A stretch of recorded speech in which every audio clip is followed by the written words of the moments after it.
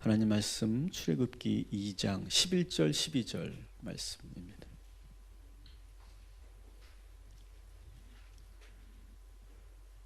출애굽기 2장 11절 12절 다 찾으셨으면 우리 한 목소리로 같이 봉독하겠습니다. 모세가 장성한 후에 한 번은 자기 형제들에게 나가서 그들이 고되게 노동하는 것을 보더니 어떤 애굽 사람이 한 히브리 사람 곧 자기 형제를 치는 것을 본지라. 좌우를 살펴 사람이 없음을 보고 그 애굽 사람을 쳐 죽여 모래 속에 감추니라. 아멘. 우리가 출애굽기에서 하나님의 구원의 손길을 우리가 함께 경험하고 있습니다. 지난주 여러분 기억하시죠? 기적적으로 모세가 살아남죠. 그리고 애굽의 바로의 공주의 아들이 됩니다. 그래서 왕자의 신분으로 최상의 환경에서 최고의 궁중 교육을 받으면서 자랍니다. 왕실의 후손과 또 고위층의 자제들과 같이 궁중학교에서 엘리트 교육을 받은 모세는 이제는 누가 보아도 애굽의 왕자고 장차 애굽의 아주 중요한 지도자가 될 사람이었어요. 그런데 모세는 모두의 예측대로 자라주지 않았어요. 여러분, 우리가 자녀들을 키울 때도 그렇죠. 우리 예측대로 자라주지 않죠. 모세도 그랬어요. 그는 정체성의 혼란을 느껴요. 비록 짧은 시간이지만 2년에서 3년 정도 그의 생모였던 요게벳에게서 젖을 먹으면서 너는 누구인지 아니? 너는 애굽 사람이 아니라 너는 히브리 사람이야. 너는 이것을 절대 잊으면 안 돼. 충분히 그러한 엄마의 젖을 먹으면서 그렇게 교육받았기 때문에 어릴 때는 몰랐지만 점점 자라면서 내가 누구인가에 대해서 고민하기 시작하고 생김새가 점점 자라면서 애굽 사람 같지 않고 히브리 사람처럼 변해가는 것을 거울을 보면서 느꼈어요. 어릴 때는 그냥 궁중에서 모두가 자기를 예뻐하고 사랑해 주는 줄만 알았어요. 그런데 좀 더 자라면서 왕족의 어른들과 신하들과 궁중의 그런 시녀들이 수근수근 거리는 말을 듣게 돼요. 내가 누구인지에 대해서 수근거리는 말을 듣게 되는 거예요. 그러면서 모세는 점점 내가 누구인가에 대해서 혼란스러워합니다. 여러분, 우리가 자녀를 키울 때 여기 계신 모든 어머니 아버지들이 다 그랬을 거예요. 저도 그랬고.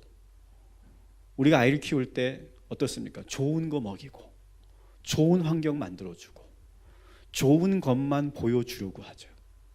그죠? 요즘에는 유모차가 상당히 비싸더라고요. 얼마 요즘에 합니까? 250, 300? 근데 그거를 또 할아버지가 사줘야 된다면서요?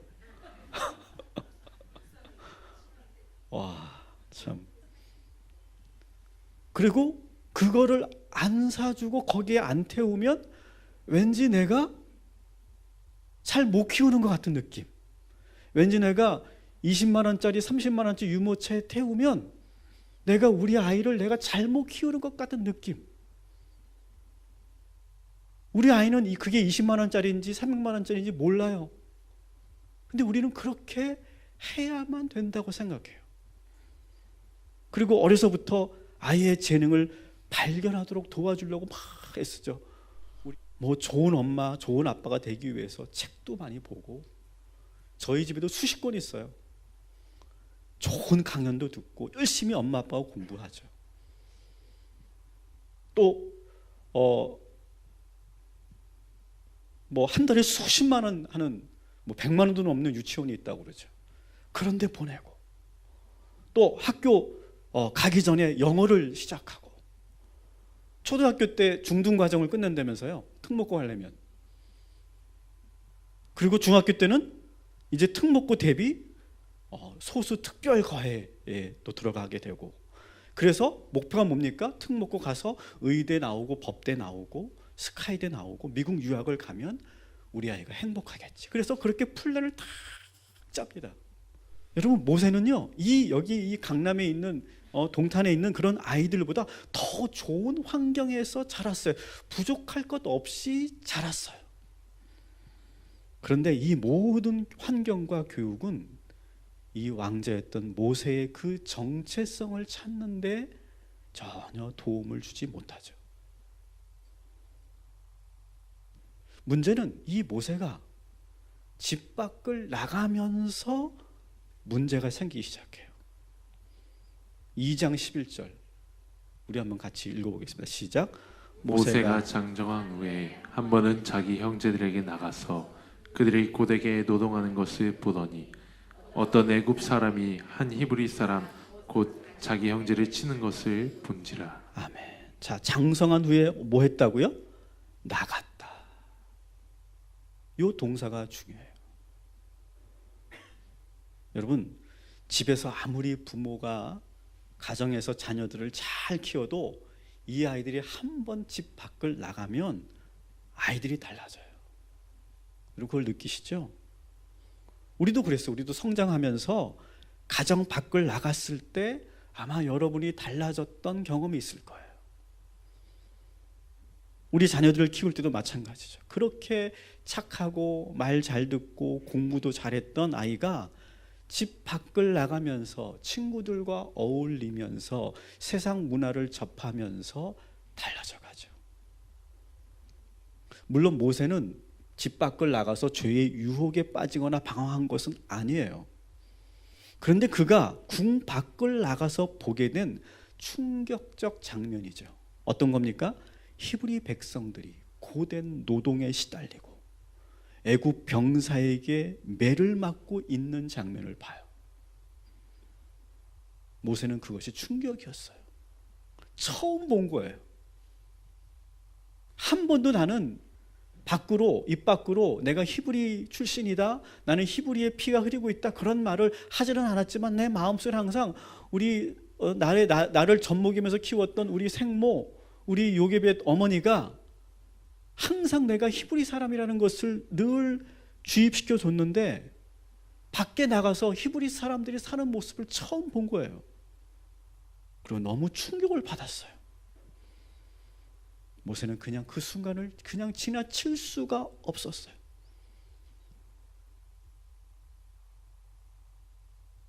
그래서 자기 동족이 맞는 것을 보고 갑자기 감정이 폭발하기 시작해요. 보고만 있을 수 없어서 아무도 없는 곳으로 병사를 데려갑니다. 12절 같이 읽어볼게요. 시작.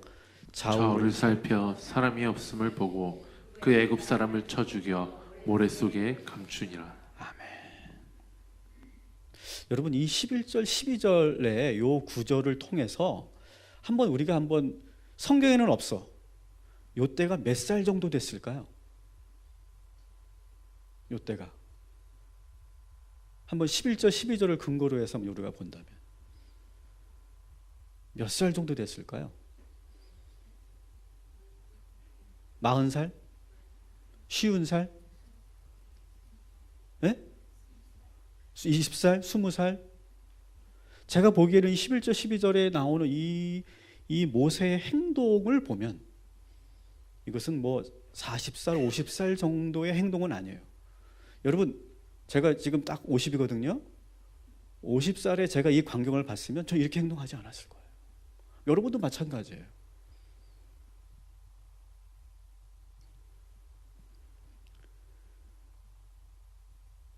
저는 이 모세의 폭력으로 인한 살인을 보면서 많은 그런 생각을 하면서 이때가 모세가 몇 살이었을 정도 됐을까 제가 이렇게 한번 생각해 봤어요. 근데 저는 이렇게 이것은 성경에 있는 내용이 아니지만 저는 이렇게 잠정적으로 결론을 짓고 한번 이 말씀을 좀 풀어보려고 해요. 이 모세의 지금 11절 12절의 행동을 봐서는 저는 이제 막 20살이 되었거나 20살 이하 정도의 나이 정도가 되지 않았을까, 이렇게 제가 잠정적으로 생각을 해봅니다.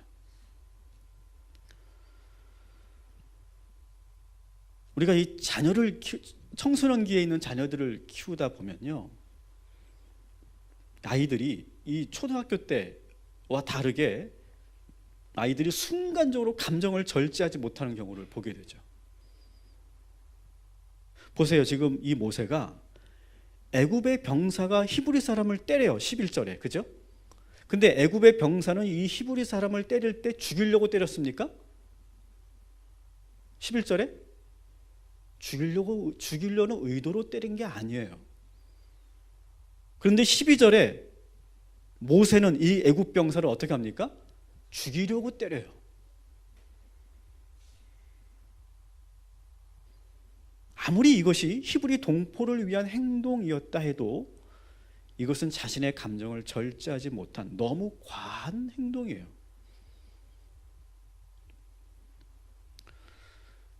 최근 청소년기에 있는 그 청소년들의 감정과 행동에 대해서 뇌과학 분야에서 연구가 활발하게 진행되고 있죠.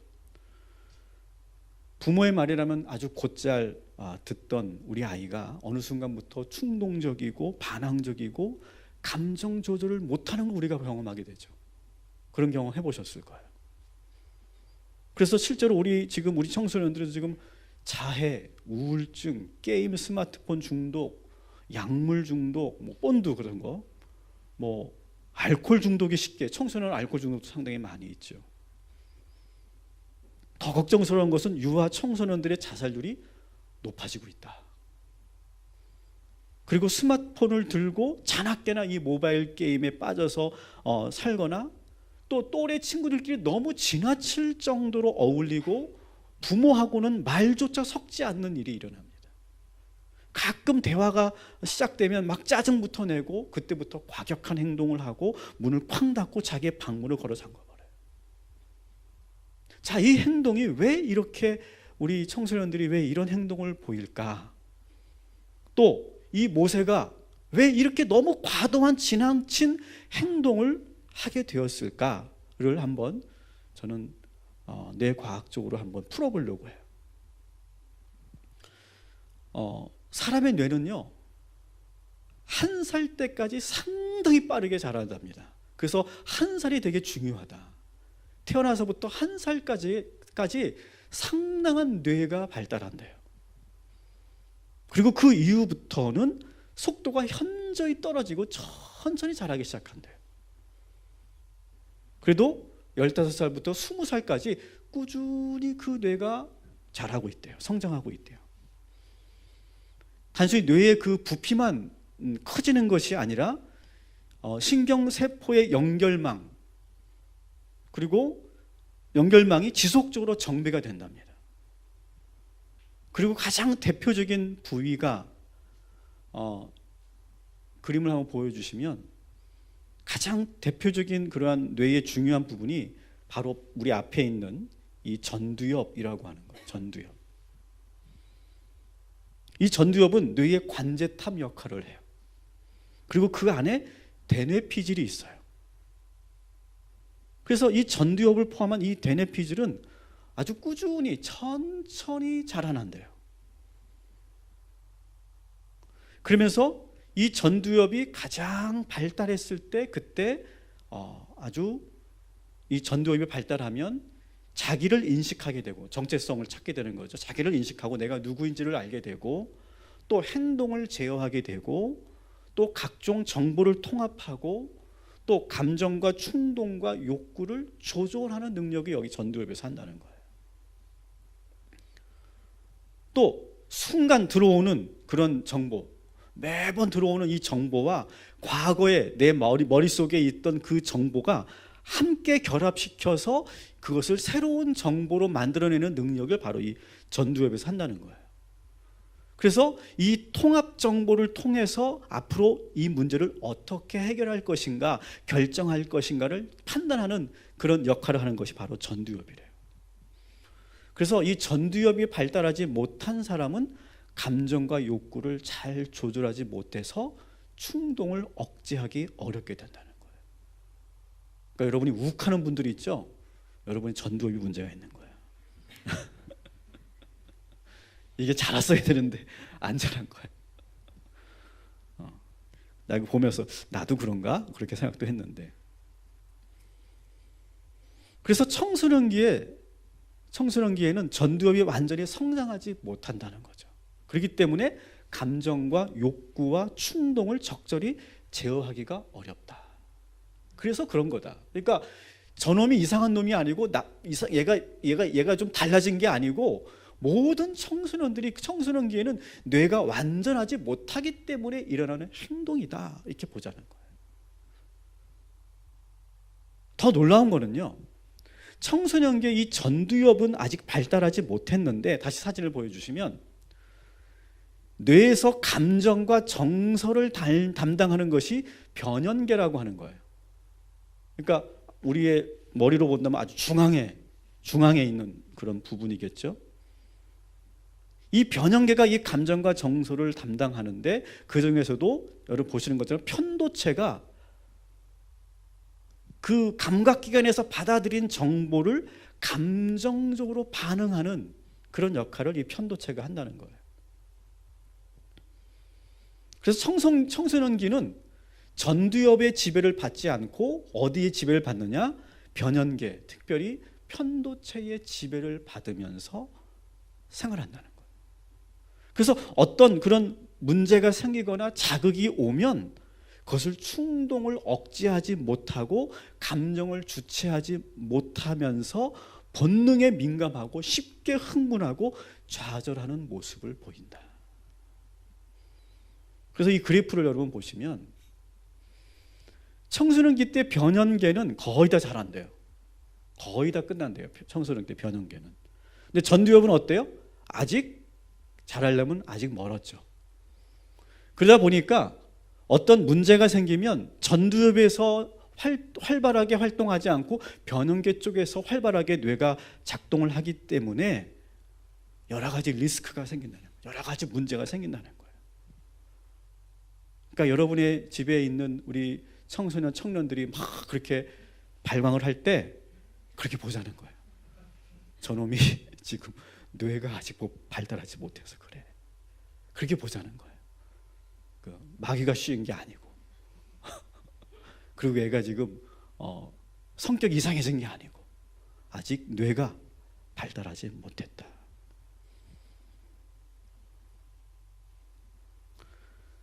그래서 청소년들은 성인들처럼 뇌의 구조가 완벽하게 성성되려면 여자의 경우는 약 한 평균이에요. 평균 다 그런 게 아니고 여자의 경우는 한 24살에서 25살 정도에 거의 다 뇌가 자란대요. 그래서 그때부터 전두엽의 지배를 받는 그야말로 성인이 된다. 남자는 몇 살 정도 될까요? 남자는 30살 정도. 그러니까 30살 전까지는 남자는 사람이 아닌 거야. 내가 그걸 딱 보면서 저거 딱 맞더라고. 제가 철들은 게 31. 결혼하고 나서 그 전까지는 개념이 없는 애였어. 맞는 것 같아. 맞는 것 같아. 한번 남자분도 한번 잘 보세요. 그래요, 안 그래요?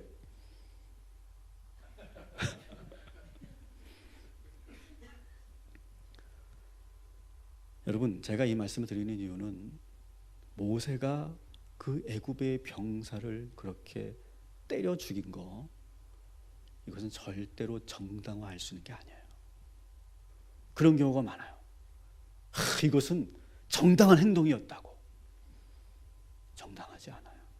그리고 오늘 우리 본문도 그것을 절대로 변호할 의도가 없어요. 하나님 역시 이 행동을 수용해 주시지 않아요.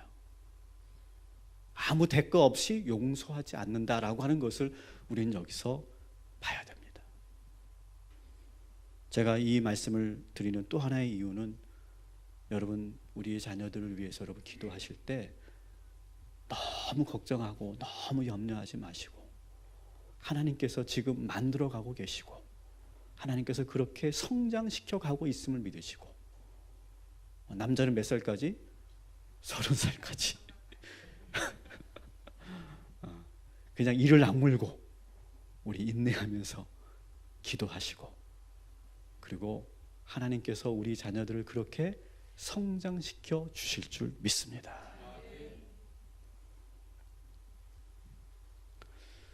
모세는 그렇게 죽이고 나서 땅에 묻어버렸죠.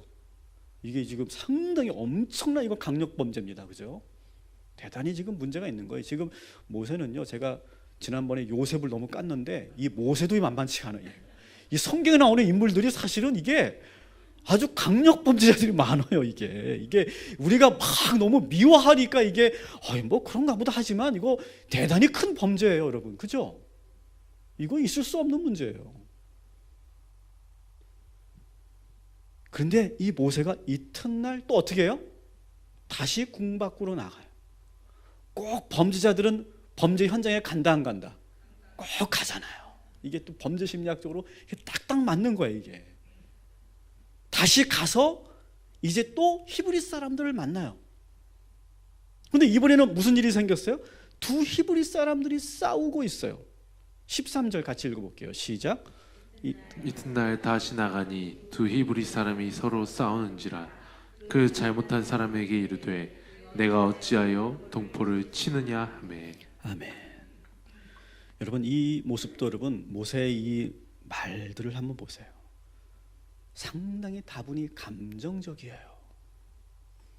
모세의 입장에서 이런 거예요. 아니 지금 때가 어느 때인데 지금 같은 동포끼리 싸울 수가 있어. 아니 지금 서로 돕고 똘똘 뭉쳐도 시원치 않을 판에 왜 저렇게 다투기만 하는 거야. 정말 답답하네. 정말 답답해. 지금 그거예요 지금. 근데 문제는 뭐예요? 또 뚜껑이 열린다는 거예요. 또 화가 난다는 거예요 지금. 제가 말씀드렸죠. 이 청소년 청년기 때는 뭐가 지배한다?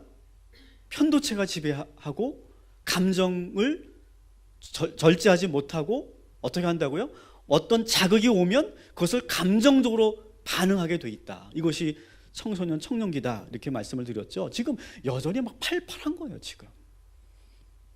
왜들 이렇게 싸우는 거야 지금. 화가 막 나는 거예요 지금. 내가 지금 지들 때문에 내가 어제 무슨 일을 했는데 말이야. 지금 뭐 하고 있는 거야 지금. 그러면서 두 사람에게 가가지고 뭐 하는 거야 지금 당신들. 아주 답답하네. 정말 답답해. 나 진짜 이 인간들. 그러는 거예요 지금.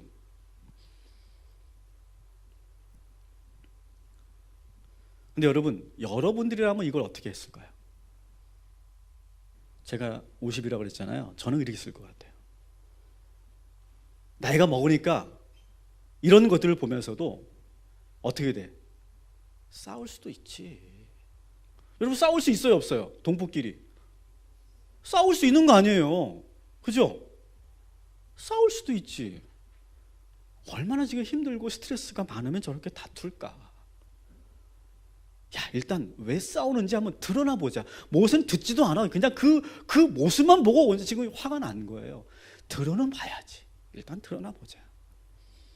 자, 그럼 내가 저들을 어떻게 도와줄까? 서로 다투지 않도록 내가 좀 중재를 해줘야 되겠다. 그러면서 저는 저 같으면 나이 20 먹은 김석형은 그렇게 못할 텐데 50 먹은 김석형은 제가 딱 가서 저 죄송하지만 제가 한 말씀만 좀 드려도 될까요? 제가 쭉 들어보니까 두 분 다 일리가 있어요. 그런데 이렇게 서로 자꾸 싸우면 문제가 더 커지니 우리 한번 잘 타협해 보는 게 어떨까요? 그리고 제가 도와드릴 일이 있으면 내가 물질이든 무엇이든 제가 다 도와드릴 테니까 두 분 다 손해보지 않게 해드릴 테니까 한번 우리가 여기서 싸우지 말고 우리가 이 문제를 한번 잘 풀어봅시다. 화 좀 푸시죠. 그렇게 해결했을 거예요. 그러면 지금 이런 일이 일어나지 않았을 거예요.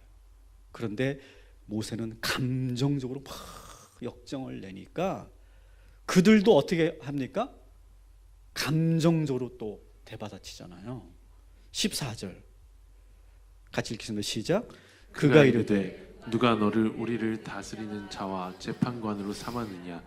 내가 애굽 사람을 죽인 것처럼 나도 죽이려느냐? 아멘. 여러분, 일방적으로 생각할 때 지금 이 사람들은 애굽의 병사를 모세가 죽인 걸 봤나 봐요. 몰래 했는데 보고 알게 됐나 봐요. 그러면 고마워해야 되잖아요. 근데 고마워하지는 않아요. 전혀 이 히브리 사람들이요.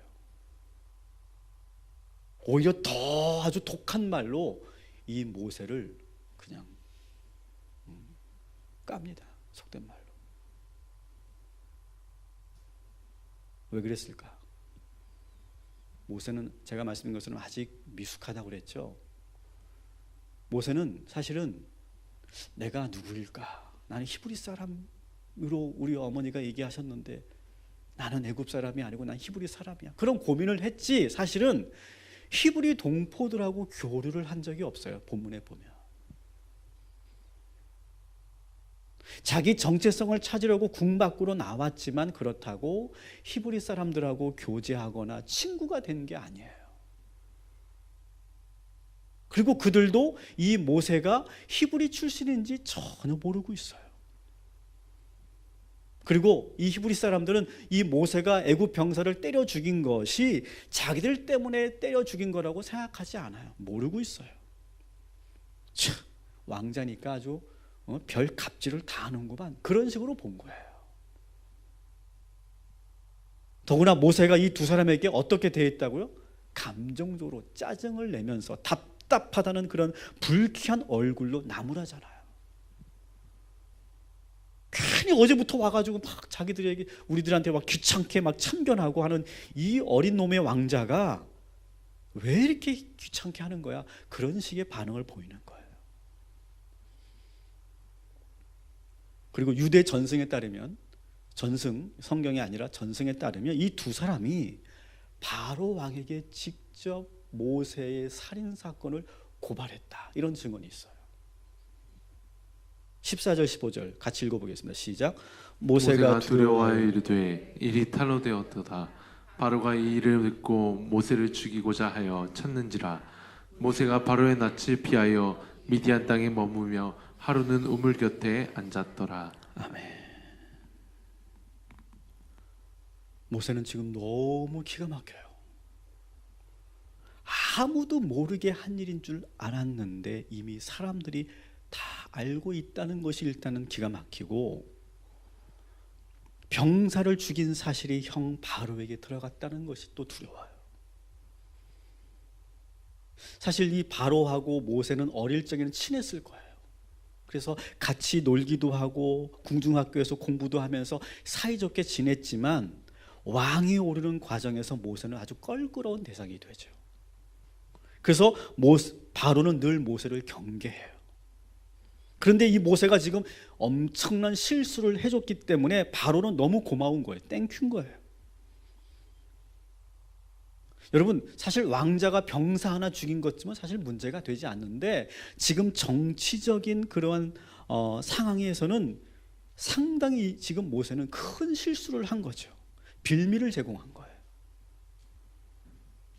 그래서 바로는 이 사건을 빌미로 모세를 죽이려고 하고, 모세는 지금 전혀 준비된 것 없이 엉겁결에 황급히 미디안 광야로 도망치죠. 순식간에 이런 일들이 일어난 거예요. 미디안 우물가에서 모세가 앉아 있어요. 털푸석 앉아 있어요. 이게 어떻게 된 거지? 너무 급작스럽게 일이 진행되고 있는 거예요. 내가 왜 여기 와 있지? 아마 그 가장 큰 상처는 같은 동포라고 생각했던 그 두 사람이 했던 말, 그들의 행동이 너무나 깊은 상처가 됐을 거예요. 여러분, 우리가 언제 상처를 받습니까? 내가 선의로 좋은 마음으로 도와줬는데 그 사람이 적반하장으로 오히려 막 나에게 원망할 때, 그때 너무나 우리가 상처를 받지 않습니까?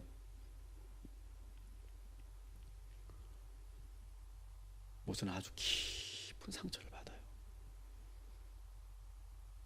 아무도 나를 이제 환영하지 않는구나. 나는 애굽 사람도 아니고 히브리 사람도 아니고 난 이제 어떻게 살아야 되나. 그렇게 자신한 채 지금 우물가, 미디안 광야 우물가에 앉아 있어요. 너무 순식간에 일어난 일일, 이 사건 하나 때문에 모세는 모든 걸 다 잃어버립니다. 다시는 궁으로 돌아갈 수도 없고요. 그의 양어머니가 아무리 공주라고 해도 지금은 정치로 너무 민감한 상황이어서 모세를 도와줄 수가 없어요. 그리고 실제로 이 양어머니, 이 바로 공주가 더 이상 모세를 찾지 않아요. 더 이상 등장하지 않는다는 거예요.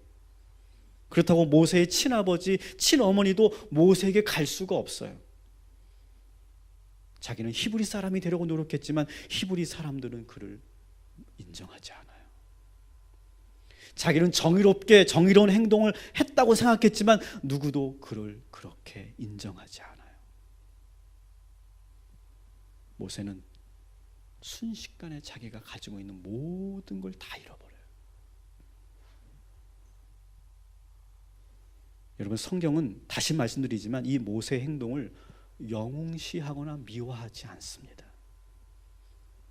그저 아직 성숙하지 못한 한 젊은이의 그 치기 어린 행동, 그 행동의 결과임을 그대로 과감없이 보여주고 있어요. 여러분, 모세는 자기 감정을 잘 조절했어야 돼요. 애굽 병사를 대할 때도 그렇게 때려 죽일 일은 아니었어요.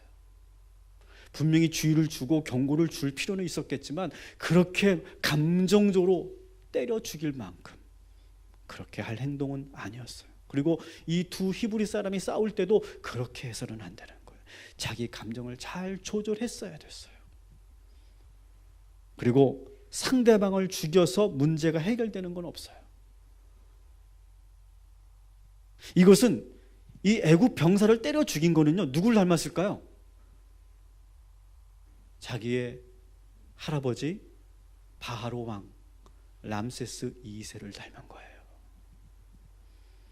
왕궁에서 권력을 가진 왕이 자기 마음대로 목숨 하나 죽이는 거, 사람 하나 죽이는 거 아무렇지도 않게 생각하는 그런 것을 이 모세가 자기도 모르게 지금 배운 거예요.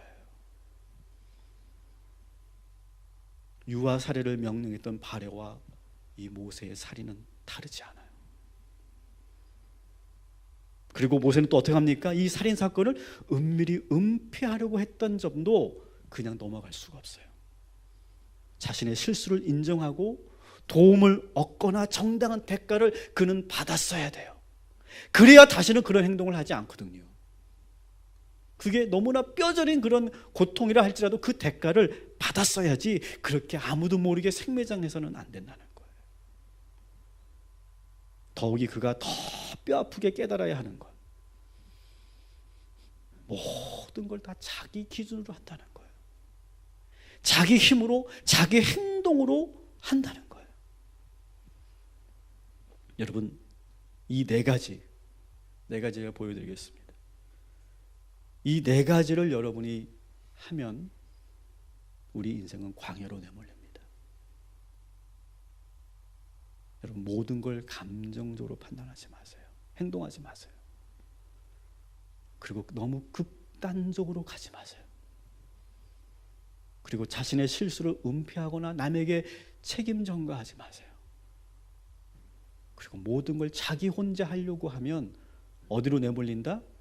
인생의 광야로 내몰려요.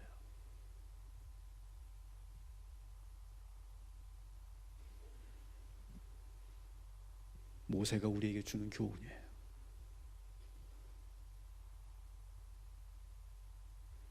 주변 사람들이 다 떠나가고 우리가 가지고 있는 모든 것을 다 잃게 돼요. 여러분, 재산을 잃어보신 분들 아실 거예요. 사람을 잃어보신 분들 아실 거예요. 다 이러한 실수를 통해 잃어버리는 거예요.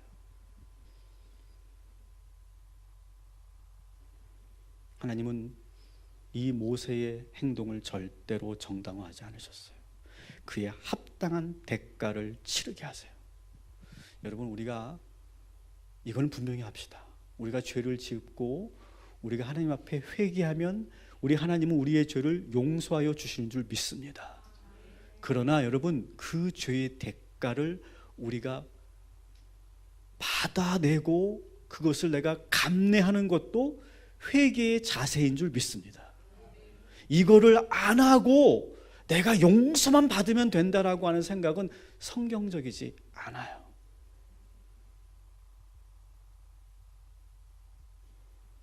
인간은 언제 성장하느냐? 여기 우리 청년들이 있는데, 인간은 언제 성장하느냐? 자신이 살아온 방식으로 꼭 한 번은 실패를 경험하고 아픔을 경험할 때, 그때 성장해요. 이건 제 개인의 경험이 아니라 이 모세의 이야기고, 우리가 지금까지 창세기에서 보았던 모든 그 성서적 믿음의 거장들의 이야기예요. 그리고 우리 어른들의, 우리 부모님들의 이야기이기도 해요. 그래서 다시 새롭게 실패를 경험 삼아서 새로운 삶을 살려고 할 때, 그때 우리는 성장하게 되는 거예요. 두 번째로 우리는 언제 성장하느냐? 따라합시다. 모든 것을 잃고 모두가 떠날 때, 여러분, 그때가 또 성장하는 계기가 돼요. 여러분, 그래서 자녀는요, 반드시 부모 곁을 떠나야 되는 줄 믿습니다. 이 말을 듣고 바로 자취시키지는 마시고요. 제가 말씀드리는 것은 정서적인 독립을 말하는 거예요. 물론 경제적 독립도 필요하겠지만 먼저 일단 정서적으로 의존하지 않는 게 중요해요. 그래서 스스로 독립적으로 자기가 인생을 살아보려고 노력해 보는 거예요. 그 과정에서 내가 외로움도 느끼고 실패도 경험하고 그리고 두려움도 경험하면서, 그러면서도 그것과 싸워서 내가 맨 주먹으로 스스로 일어설 수 있는 그런 사람들이 성장하게 되는 거죠.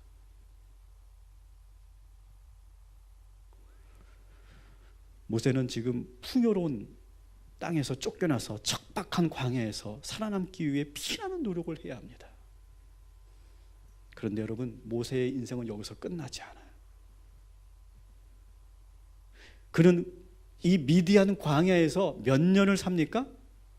40년을 살아요. 40년.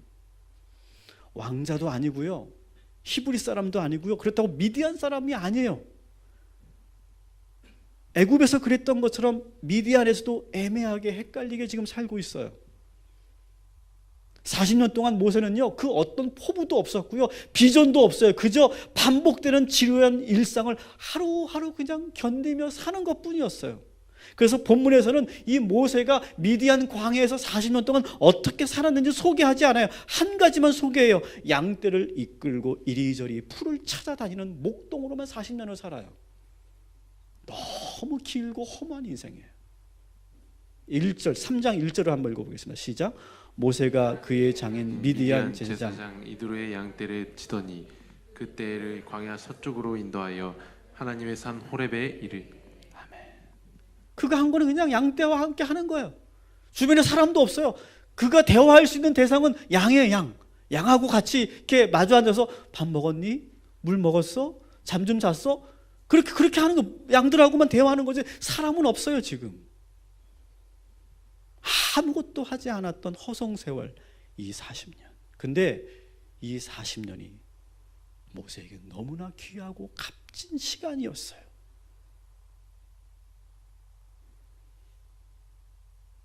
여러분, 실제로 이스라엘 사람들은요, 이 광야를 아주 신성한 공간이라고 생각해요. 하나님이 거하시는 곳이라고 생각해요. 왜 광야가 하나님이 거하시는 곳이라고 믿었을까요? 거긴 사람이 없기 때문에 그래요. 그래서 실제로 많은 그런 수도자들과 많은 구약에 나오는 선지자들은 실제로 광야에서 살죠. 그 아무도 사람이 살 수 없는 그 모래산을 걸으면서 거기서 하나님을 만나고 깊은 묵상을 해요. 그래서 여러분 성경에 보면 공교롭게도 모세의 이 미디안 광야 40년과 이스라엘 백성들의 광야 40년, 예수님의 그 40일간의 광야의 그 기도, 그것이 아주 연결되어 있죠. 여러분, 우리 모두는 다 인생의 광야를 여기 거친 분이 계시고 거쳐야 하는 줄 믿습니다. 이 인생의 광야는 힘들어요.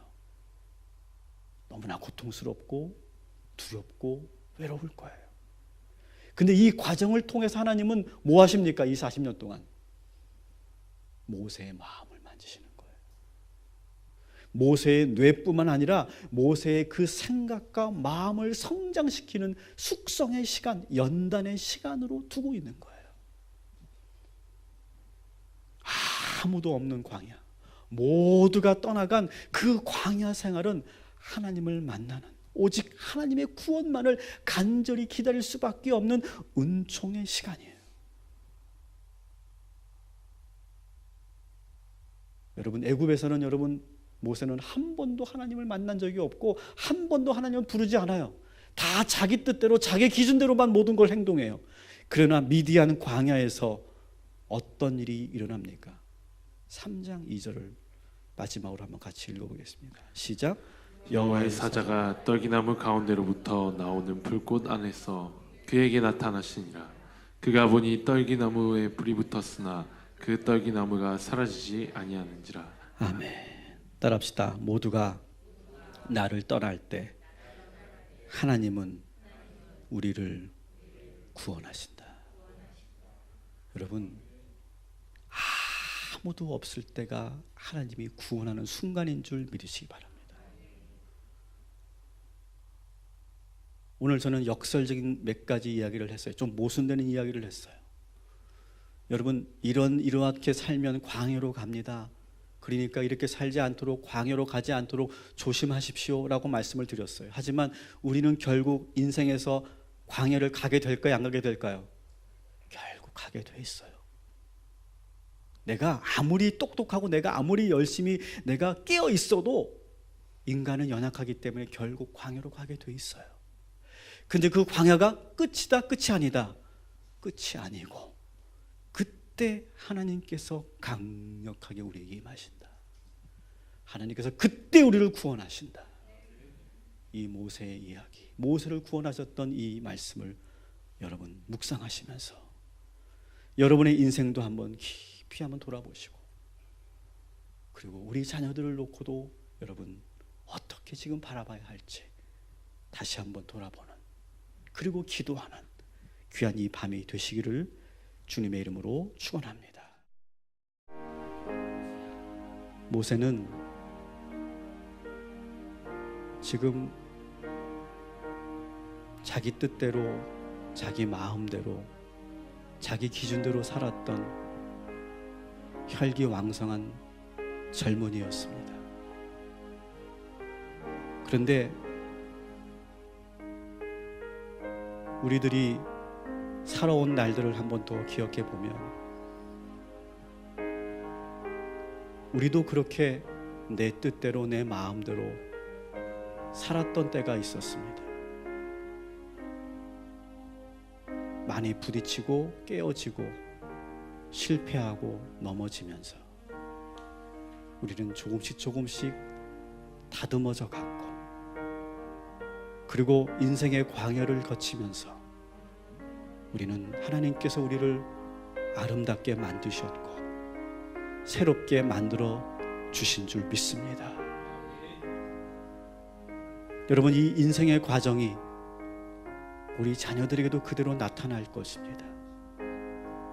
우리가 그렇게 기도하거나 바라는 것은 아니지만 결국 사람이 산다는 것, 인생을 산다는 것은 그렇게 크게 다르지 않기 때문에 그렇습니다. 우리 자녀들도 잘 보면 다 내 뜻대로 될 줄 알고 내 생각대로 하면 될 줄 알고 자신만만하고, 그리고 자기 주장이 있고 자기 주관대로 살아가려고 할 것입니다. 그때 우리 부모는 묵묵히 바라보면서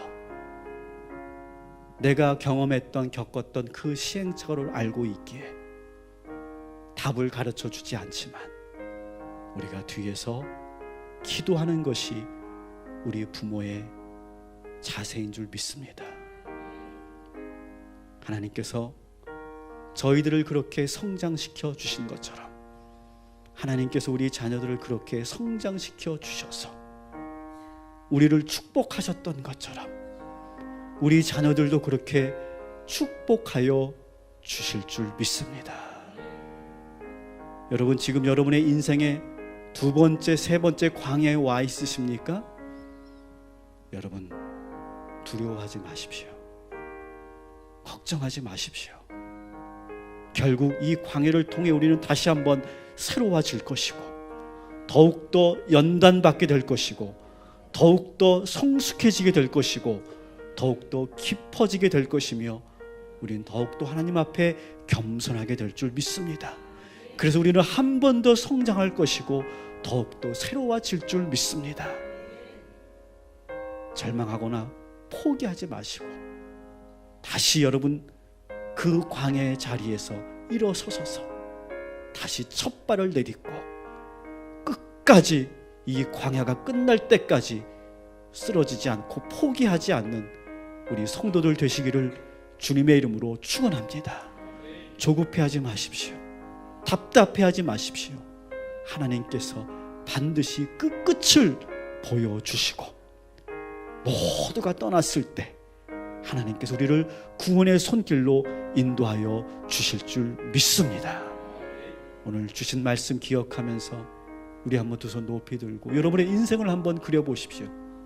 여러분의 그 지나온 파노라마와 같은 그 인생을 한번 그려보면서 내가 어느 지점에 와 있고 내가 지금 무엇을 기도해야 되는지를 여러분이 느끼실 텐데 주신 말씀 기억하며 우리 한번 주여 한번 크게 부르짖고 함께 기도하겠습니다. 주여!